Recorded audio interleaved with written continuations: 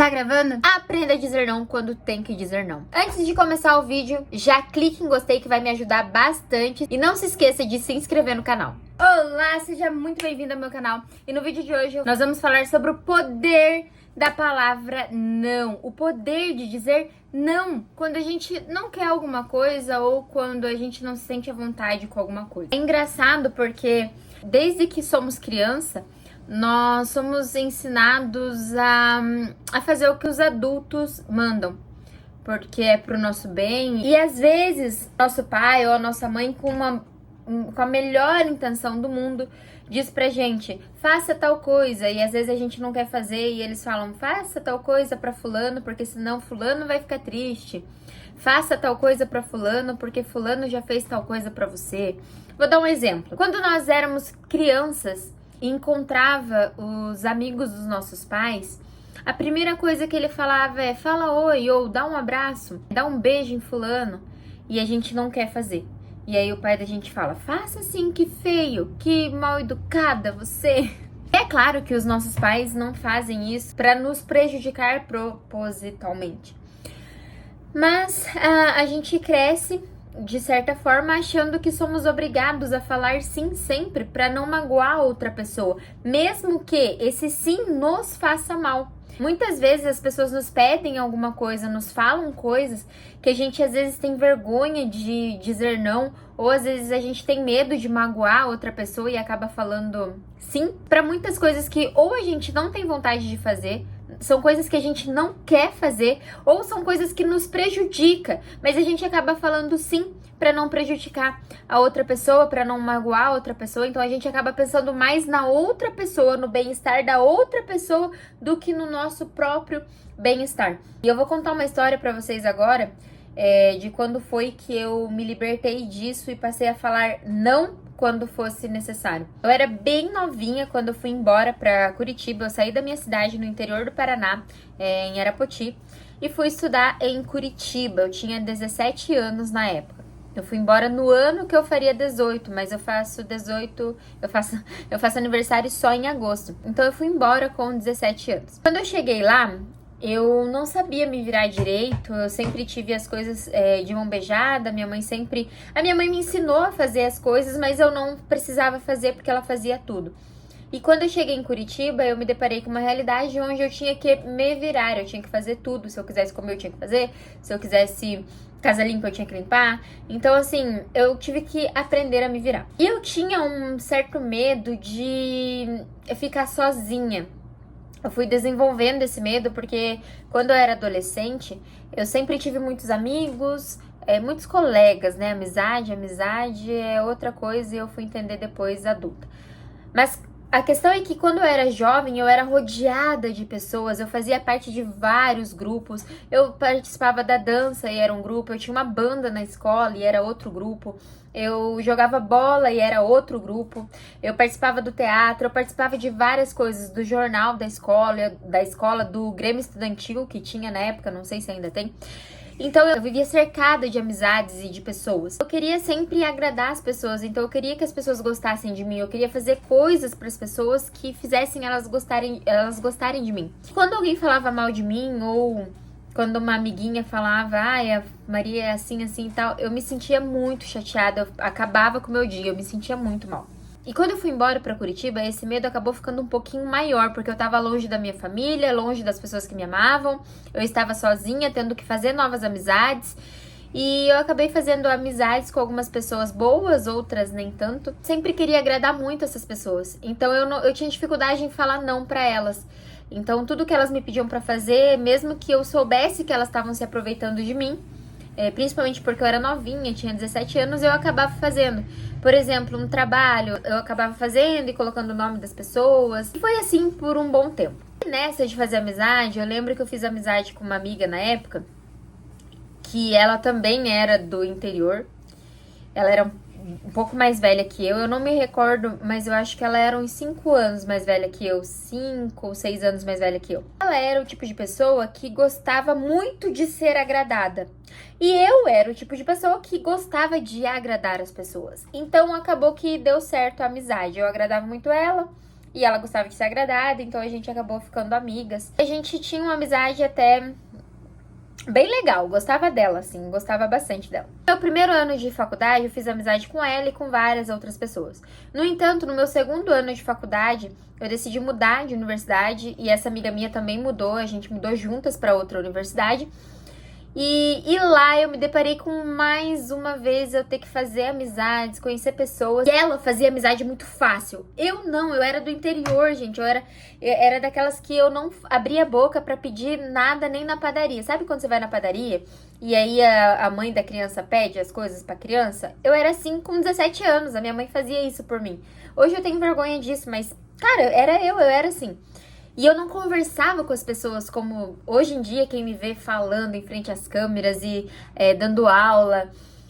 Não imagina que um dia eu fui a pessoa que a mãe tinha que pedir as coisas lá na padaria. Eu era o oposto dela, ela fazia amizades muito rápido, muito fácil. Eu não fazia, eu não tinha essa facilidade pra fazer amigos, pra conversar. Eu era bem antissocial. Esse medo de, poxa, eu tenho que fazer amizade de novo. Eu tenho que agradar novas pessoas. Como que eu faço pra agradar? Eu tava o tempo todo, você entende que eu tava o tempo todo fazendo coisas pra agradar os outros, não coisas que me agradavam?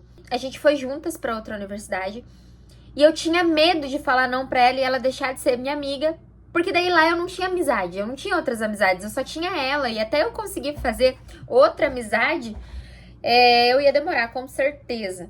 Tudo que ela pedia pra mim eu fazia. E eu sabia que, de certa forma, ela estava se aproveitando, mas eu fazia. Eu morava bem distante da casa dela, ela tinha carro e eu não, andava de ônibus, tá? Ela tinha carro e também não tinha dinheiro pra comprar carro, vamos falar a verdade. Eu não tinha dinheiro pra comprar carro, eu tinha que andar de ônibus. E tudo que ela pedia, não importava a hora que essa guria me ligava, cara. Eu saía da minha casa e ia até ela, de ônibus. Pegava 4 ônibus pra ir pra casa dela e eu ia. Eu lembro que ela tinha um namorado, na época, um namorado bem mais velho que ela, bem mais velho. E ela, às vezes, ela se sentia mal e eu ia na casa dela pra fazer ela se sentir melhor.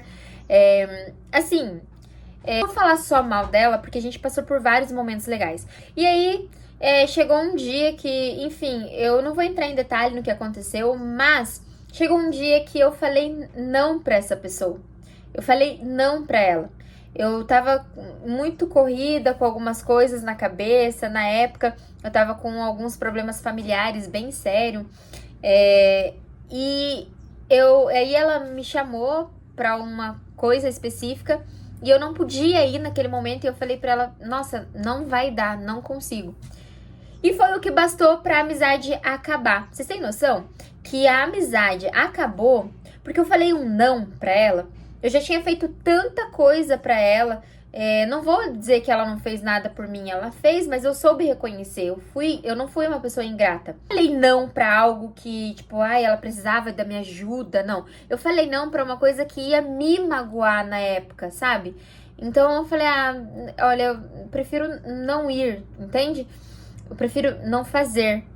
E eu lembro que foi o que bastou. Ela falou assim pra mim, nossa, você se fala que é tua amiga e tal, não sei o quê, e faz isso, enfim. Eu falei não, foi a primeira vez que eu falei não pra alguém.